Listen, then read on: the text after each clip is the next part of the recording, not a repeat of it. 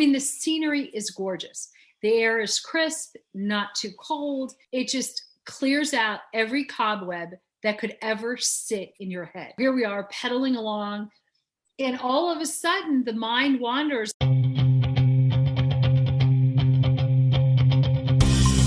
Welcome to the Serendipitous Rebel podcast. I'm Wendy.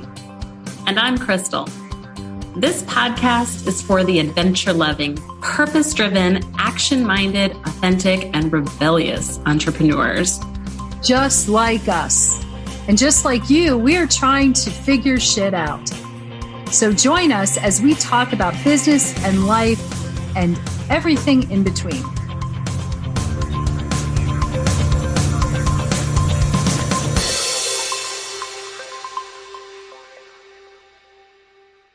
Welcome back to the Serendipitous Rebel podcast. My name is Krystal, and I get to turn the tables a little bit and interview Wendy today. Should I be scared? Terrified.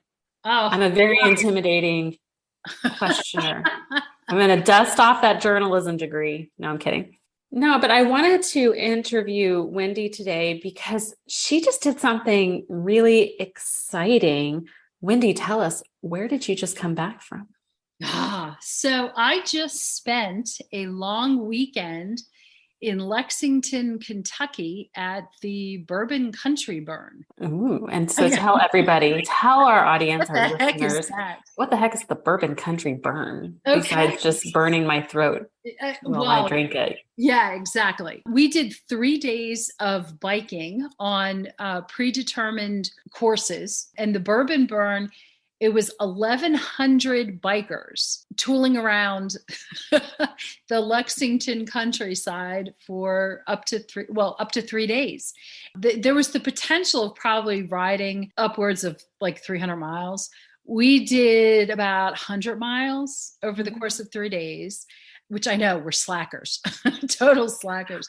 Really? Because I'm sitting here thinking, I'm not worthy. I'm not worthy. We did stops at 7 distilleries.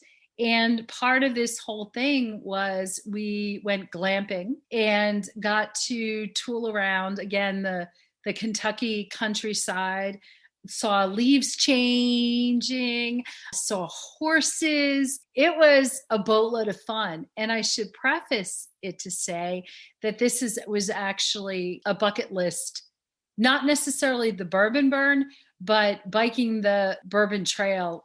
It was actually a bucket list for me. And I don't drink bourbon. Well, not really. So that's why you decided to do it. Because that was my next question. Why did you decide to do the Bourbon Country Burn? So what a good question. Because I had mentioned doing a backroads group or small group biking adventure. And my husband is not really a group trip kind of guy. So he had actually Googled and found the Bourbon Burn. And so this is something they do locally in Lexington every year, or they have for the past, I think this was the 5th one that they've done. And it's just getting people together. You don't know each other. You're hanging out and you're biking and tasting bourbon. And it just seemed like a really cool thing to do. And I was like, hey, I'm game for that. Very game for it. A little bit nervous and a little bit like, why are we doing this? But yeah, that went away. So why were you nervous? Oh gosh, that's such a loaded question. Well, a couple things. I think about this and I think, oh, I'm not an athlete. This is not, yes, that's right. And then my husband reminds me that I row upwards of 50,000 meters a week. And I said, okay, well, I'm an endurance rower, but I'm not. So it plays upon my own insecurities. Also, it plays upon what if I fall or something like that, which, well, I did. But at the very end, as we were getting the bike like ready to go, to put back on the car, it was actually pretty funny. It was fear of riding on roads. Could be a little scary.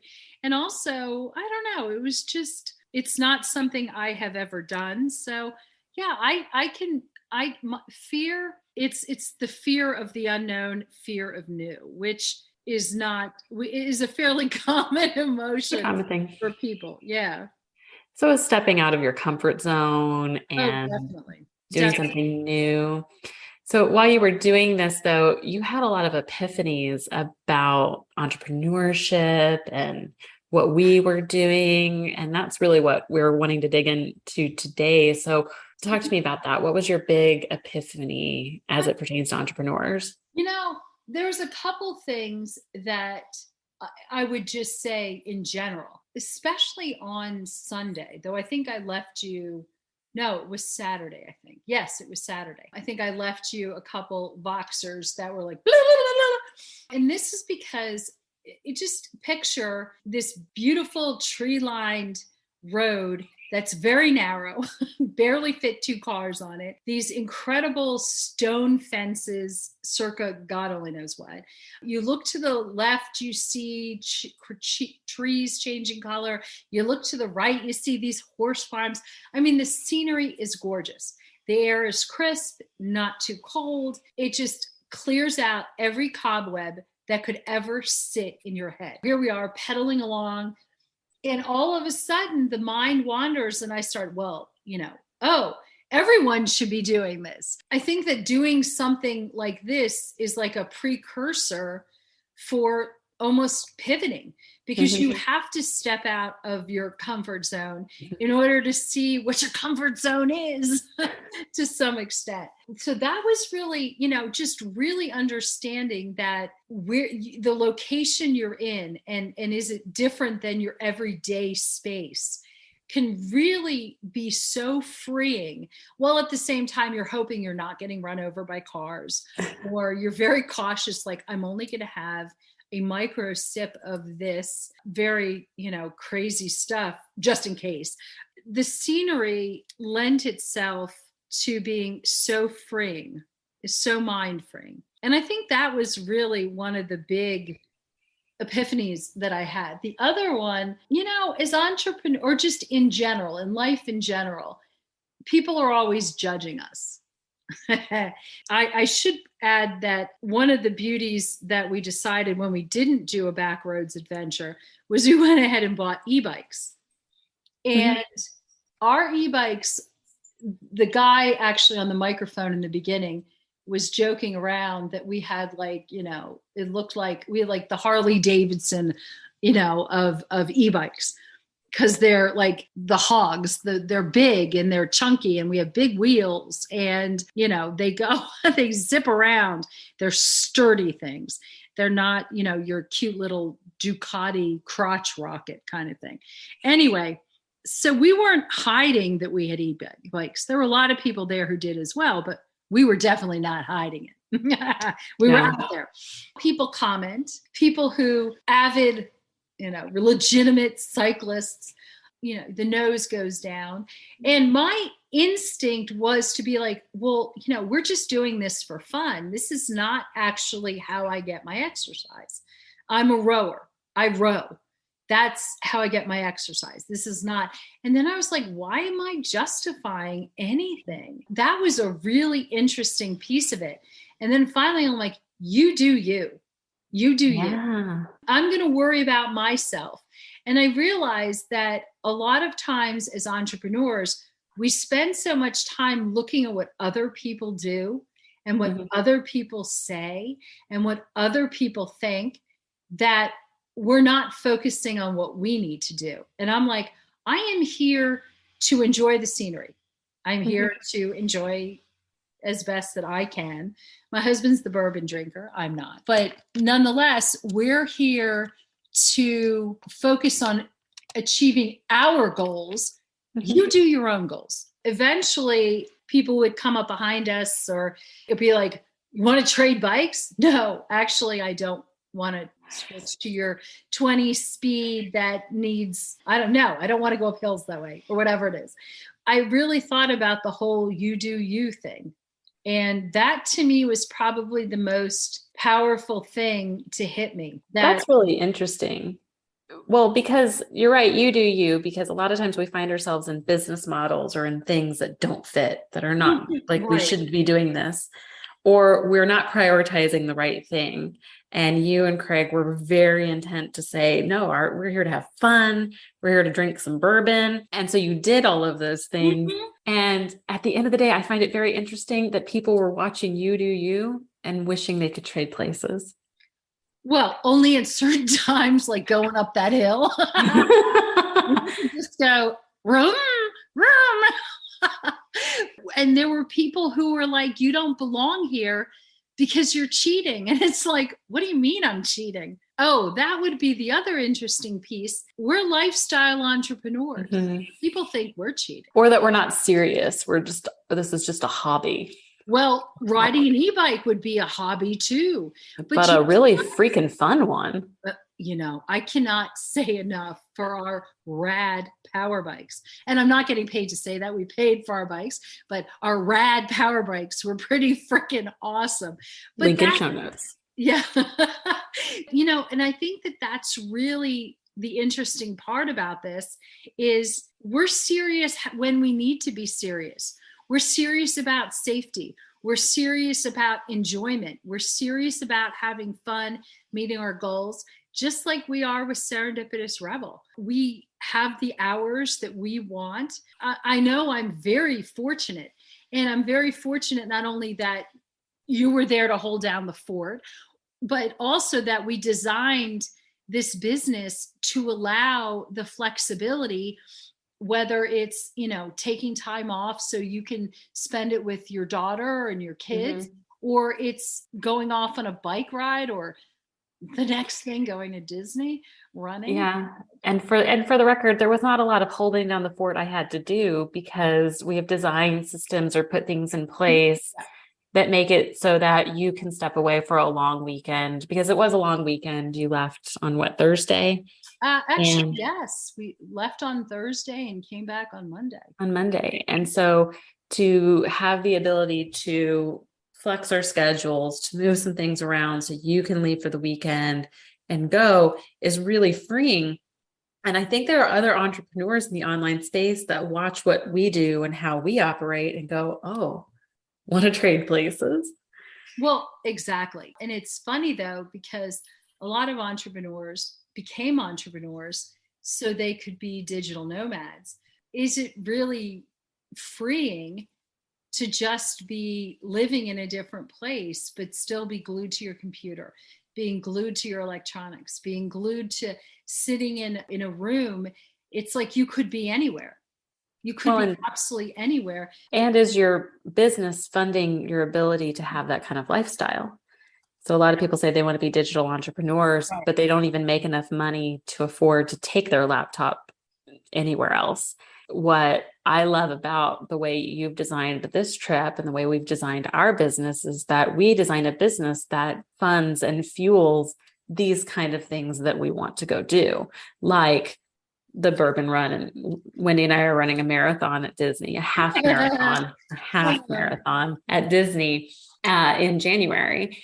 And it's kind of neat to have a business that not only allows us the time to be able to go do those things, but also the financial means to be able to go do those things. Because as Wendy just realized, the marathon ticket didn't include the ticket into the park and into the other things that we just had to go put together. And I know when I realized all that, these things do add up, but it's the same thing with the bourbon bike run. It wasn't just you pay for the run, you pay for the ride, and you've got to pay for the glamping and the getting there. Yeah. And then all of the amazing, how many bourbons did you end up walking away with?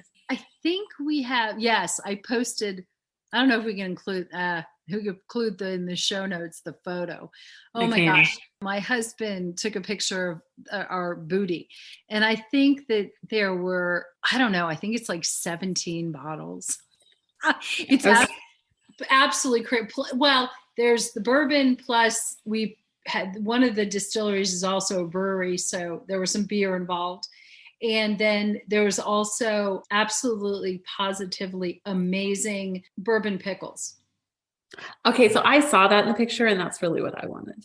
Yeah, the bourbon bourbon pickles were just over the moon. You know, we all become entrepreneurs for different reasons. Mm-hmm. And you and I have spent a lot of time talking about that. Part of this, I have grappled as I hit midlife of being invisible. It's not only the combination of being an entrepreneur that helps alleviate those feelings, but also the ability to do this type of bike ride and do things, do adventures that for me just add to, you know, my self-esteem, add to leading me towards my self-actualization, all of that stuff that I think is really important. It's not just about making money anymore. Mm-hmm. And in addition, it's or knowing that I need money in order to pay for all this fabulous stuff and things like that. Sadly, I've gone through a little of that letdown today. Mm-hmm. I realized that I'm like, okay, I need my next adventure. I need my next adventure. There you go. Yeah. So how much because you said this earlier, stepping out of your comfort zone and being in nature, how much do you think that is a factor? I think that for me, I set goals on a micro level, and each goal is part of the comfort zone. Especially, I don't spend as much time as I need to in nature because my rowing is through row house. I'm not on the water. If I was on the water, it'd be different. But then I want to be able to do this in the middle of the winter and frankly in the middle of the heat of the summer. So it works out well. The comfort zone and under my own power are two fundamental parts of what makes me function. What part of my, I guess, my psyche. And it all really ties with, I take that and I can set micro goals based on that. Mm-hmm. Micro goals can be everything from, I'm going to complete this bike ride. I'm going to complete the circuit, the route. And that becomes a win. Yay, win. Let's go celebrate. It allows me the clarity not only to make decisions, so it does have this decision making and problem solving component, but it also allows me creativity. Mm-hmm. For me to function like a human being should function, I need that.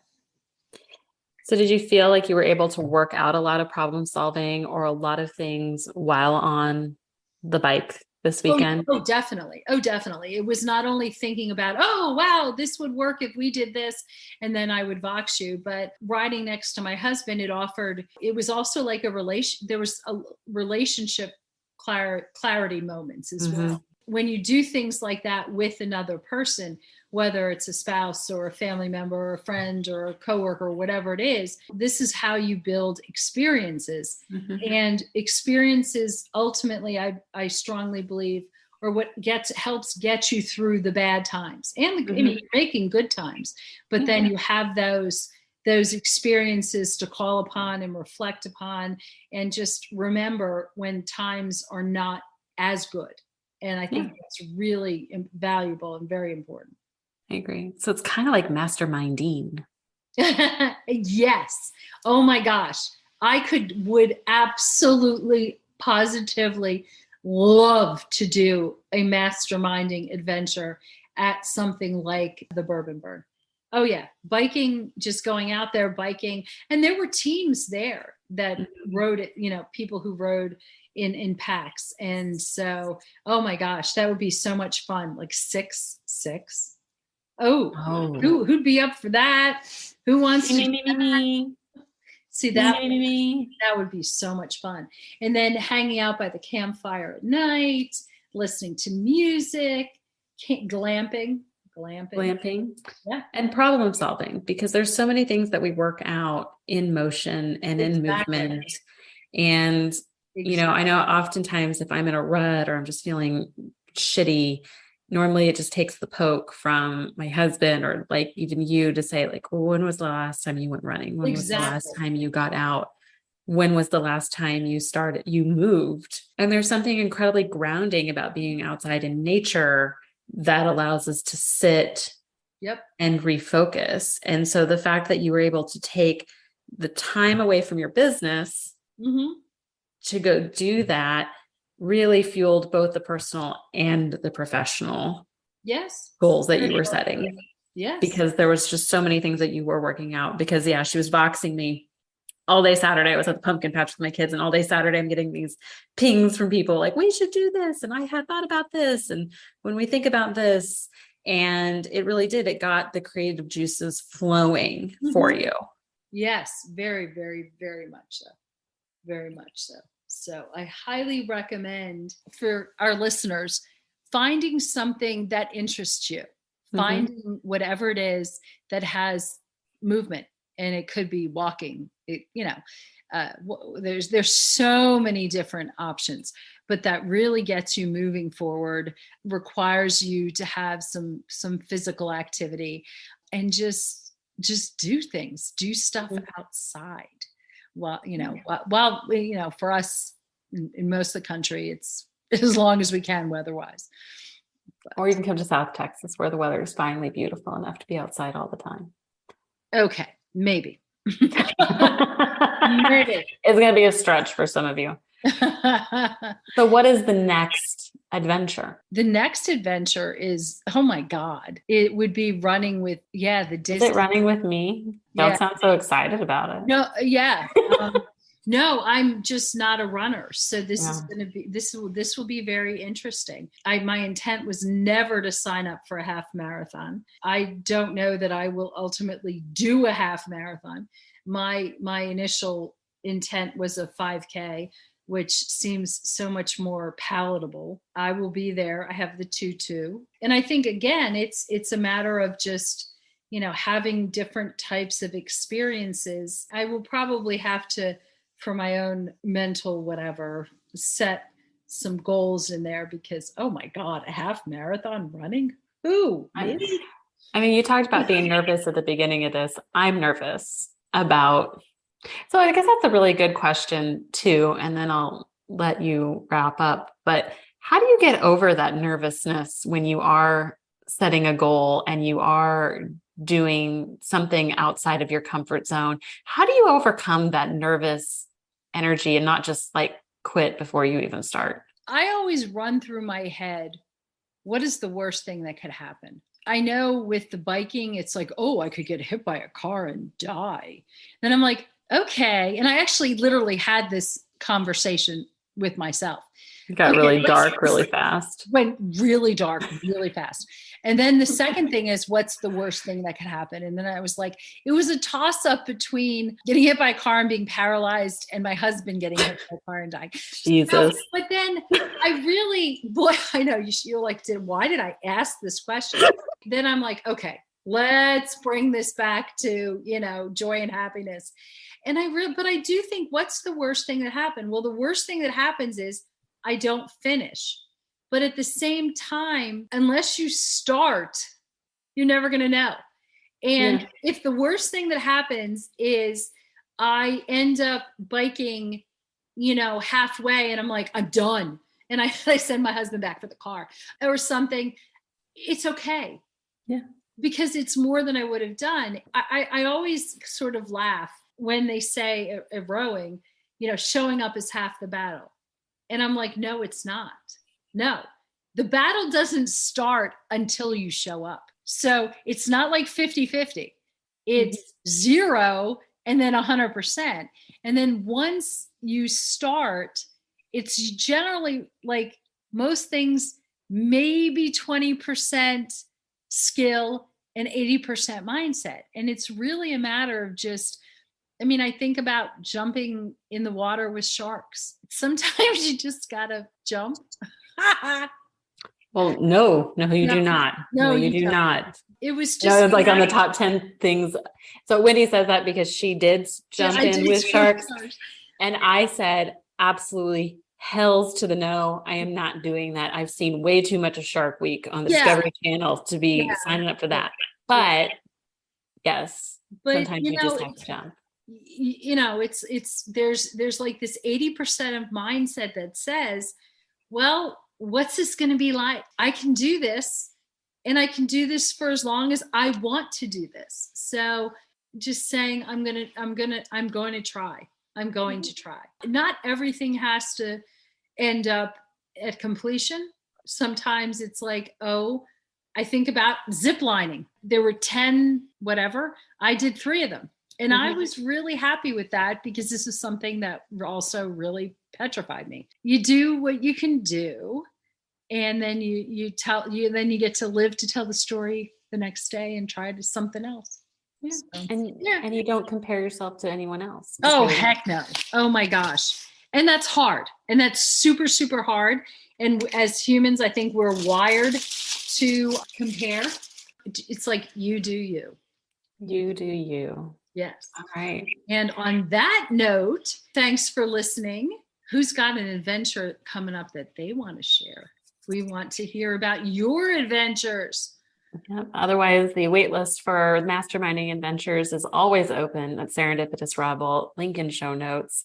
And we will catch you guys next time on the next adventure.